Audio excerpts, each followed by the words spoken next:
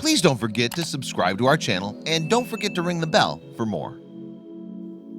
In August 2014, 4 grad students at the University of Notre Dame in South Bend, Indiana, bounced around the idea of making a schoolie, an old school bus converted into an RV.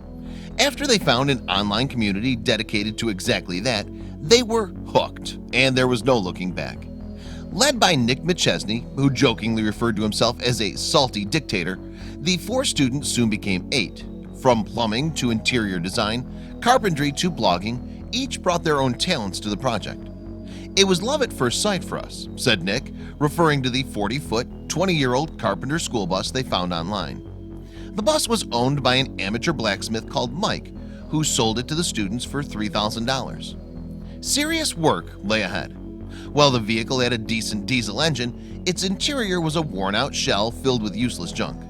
How much time would this take? How much money? And how much technical know-how? The students drew up a plan. Their first task was to insulate the interior from the rattle and grind of the road below.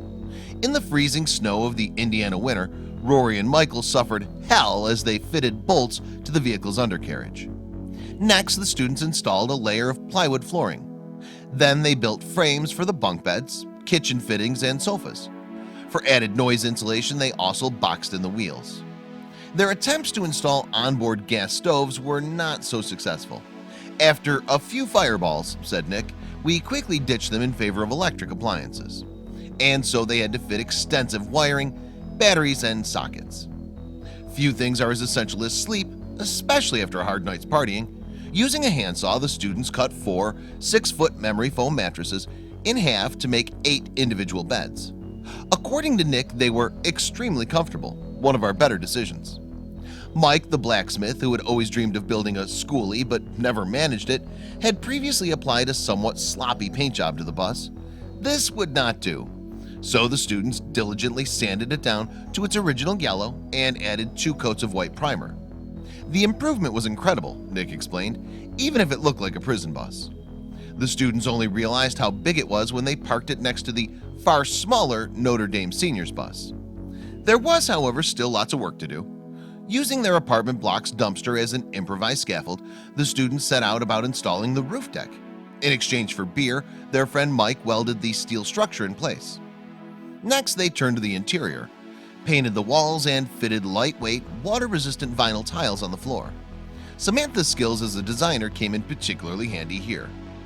Perhaps her most interesting idea was wallpaper made from early 20th century maps of Yellowstone National Park. The new look, or old look even, interior was suddenly looking very road trip friendly. Plumbing is a tricky job, but someone has to do it. Rolling up his sleeves, John installed a pair of sinks, a pump, and a faucet that converted into a makeshift shower. Both fresh and wastewater tanks were part of the final system. Finally, after a total investment of $20,000, many long weekends, hours and hours of hard work, and the helping hands of fellow students, the RV was ready. In the early hours of one May morning, they set out on their long-awaited road trip. Featuring a swish lounge, a kitchenette, beds, and a bathroom, the finished Serendipit bus was elegant, comfortable, and practical. 5 onboard batteries supplied enough juice to power the onboard microwave, air conditioning unit, and mini fridge.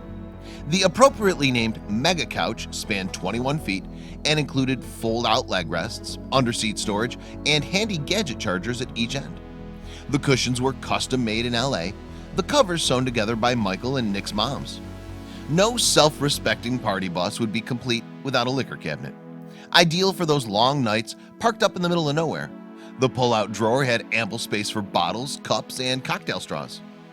The bunks looked remarkably inviting.